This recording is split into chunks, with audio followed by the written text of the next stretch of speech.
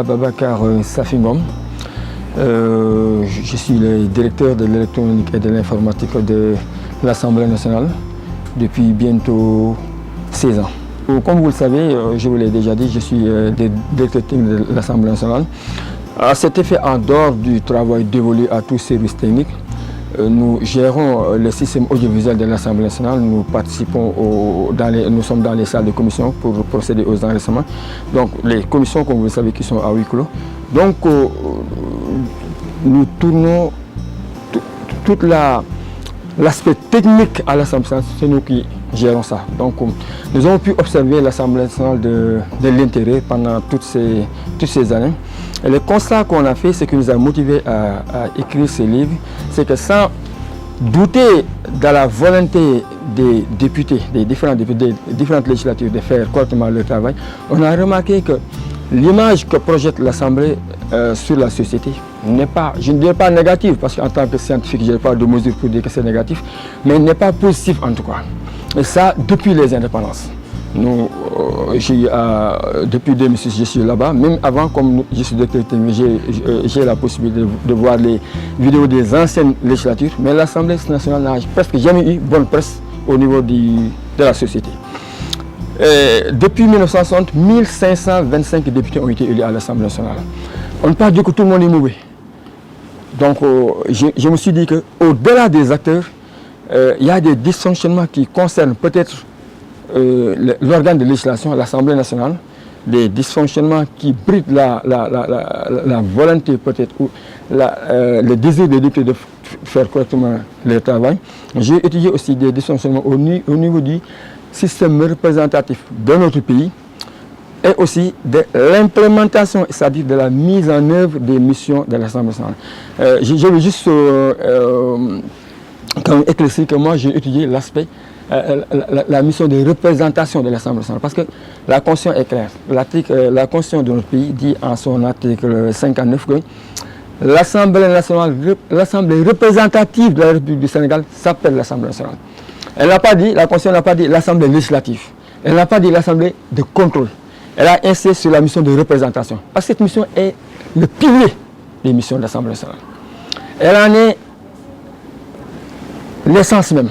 Toutes les autres missions de contrôle, de législation sont des missions dérivées. Et les mathématiciens le disent, ils le savent, la fonction dérivée perd toujours un degré par rapport à la fonction principale. Donc c'est la mission principale, c'est pourquoi j'ai étudié cette mission de représentation. Maintenant, pour éclaircir un peu sur l'organe de législation, ce que nous avons constaté, c'est que il y a des problèmes au niveau pas de la représentativité de l'Assemblée nationale, mais il y a aujourd'hui une dispersion de la représentation dans notre pays. C'est-à-dire, cela ne peut être compris que si on fait l'histoire de l'Assemblée, mais le Conseil aujourd'hui, par exemple, le HCCT et le Haut Conseil du dialogue social, qui sont des institutions qui répondent à des demandes dans notre pays, à des besoins, toutes ces institutions-là pouvaient se contenir dans une chambre haute de notre pays. Donc, l'Assemblée nationale, le mode de désignation de l'Assemblée nationale, qui est un mode populaire qu'il faut conserver, mais qui n'a pas de ciblage dans la société, impacte, il faut dire, impacte sur la performance de l'Assemblée nationale. Et j'ai expliqué que, et pour être plus clair, moi j'ai proposé une restauration du Sénat. Parce que notre pays, en fait, n'a jamais rompu. On a toujours eu, depuis les indépendances, un Sénat, ou bien de fait, ou bien de jour. On l'a toujours eu.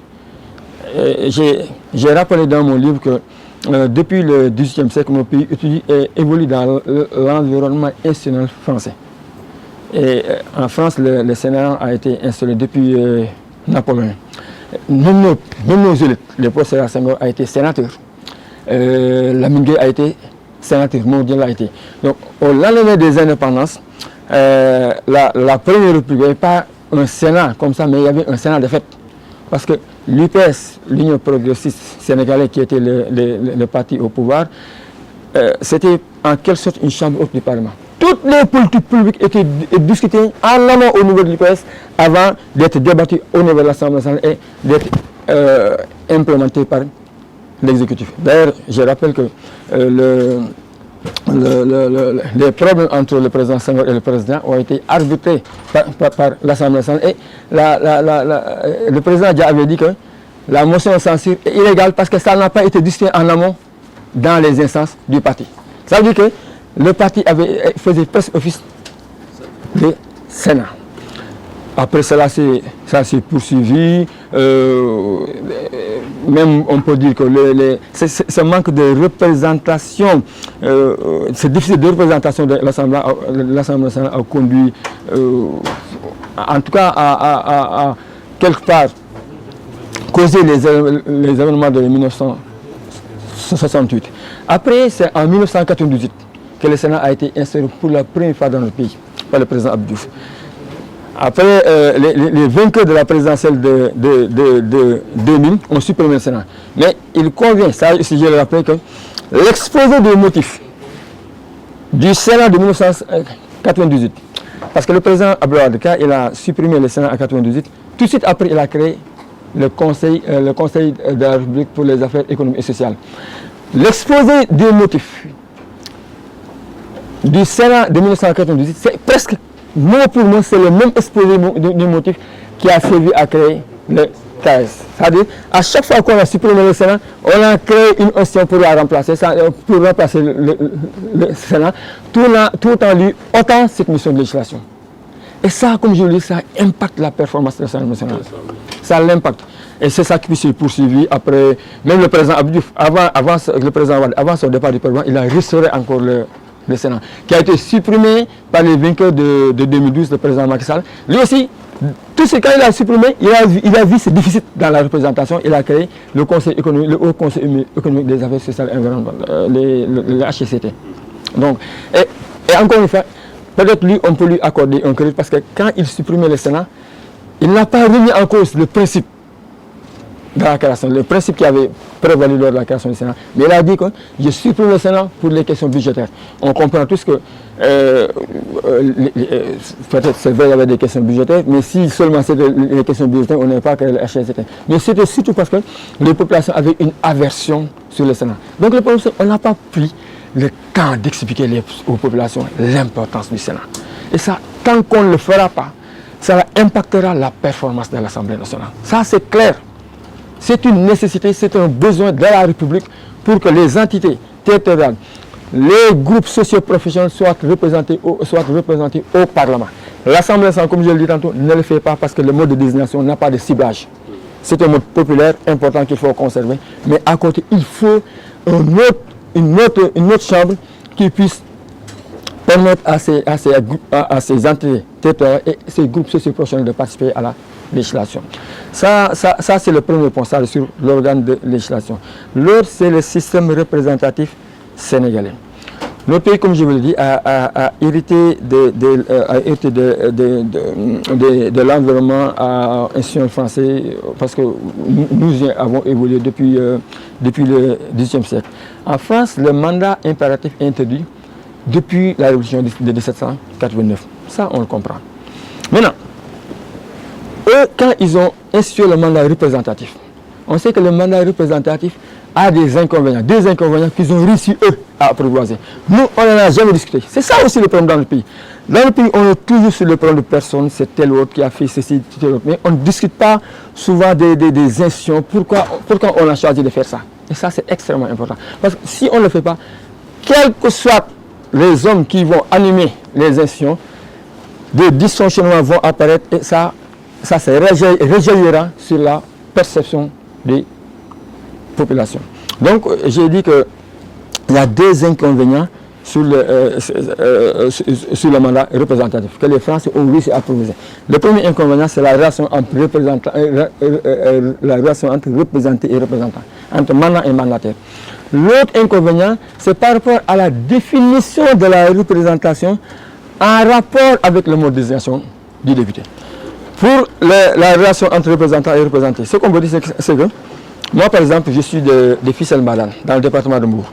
Si vous demandez à mes parents du département de Mbour, quels sont les députés qui vous représentent à l'Assemblée nationale, peu vous le diront. Et à Dakar, où les gens sont censés peut-être être plus, connaissent mieux les institutions. À Dakar, si vous rencontrez des gens qui ont voté à Dakar, qui sont vos représentants à l'Assemblée nationale, les députés de Dakar, tous vous le diront, ils ne savent pas.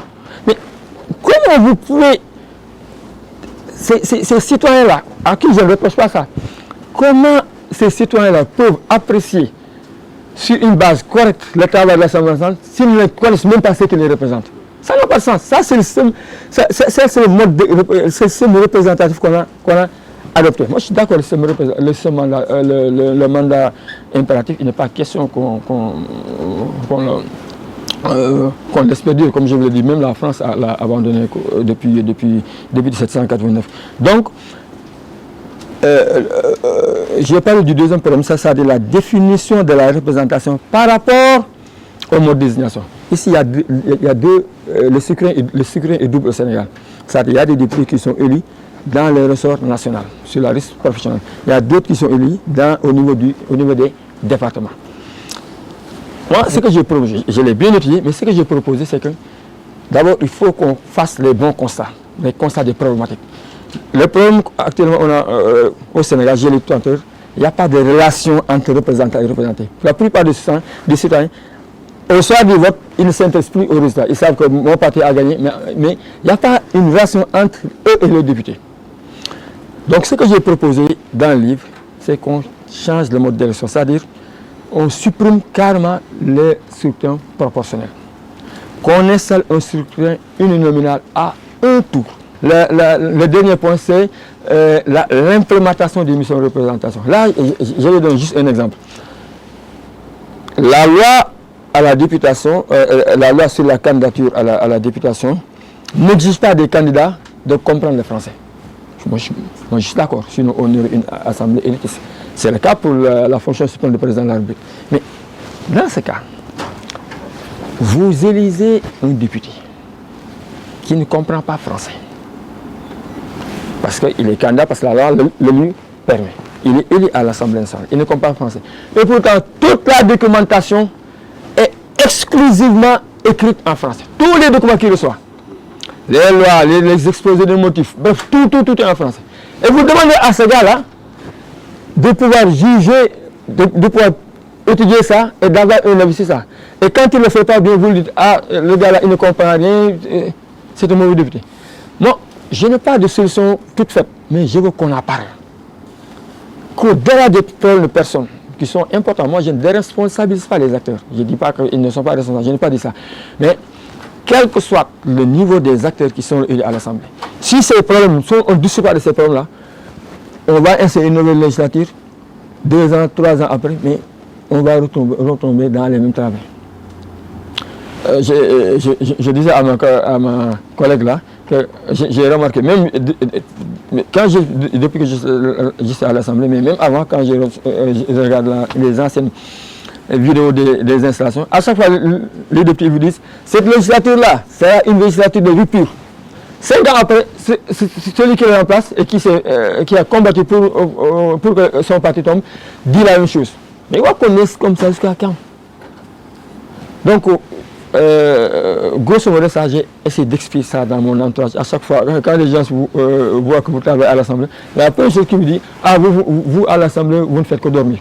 J'ai essayé d'expliquer, mais comme pour atteindre un large public, je me suis lancé dans ce livre. Ça m'a pris quand même 1 année parce que je ne suis pas juriste à l'Assemblée. On ne peut pas parler d'Assemblée sans parler de toi. Je ne suis pas philosophe aussi parce que les premières thèses en politique ont été émises par les philosophes. Mais je suis le droit parlementaire et surtout un droit de pratique. Et je suis là-bas depuis 16 ans, je n'ai pas de sens interdit. Les députés, quand ils viennent, nous sommes les premières personnes qu'ils rencontrent. Et je me suis engagé, alhamdoulilah, le travail aboutit maintenant, c'est au lecteur d'en faire l'appréciation.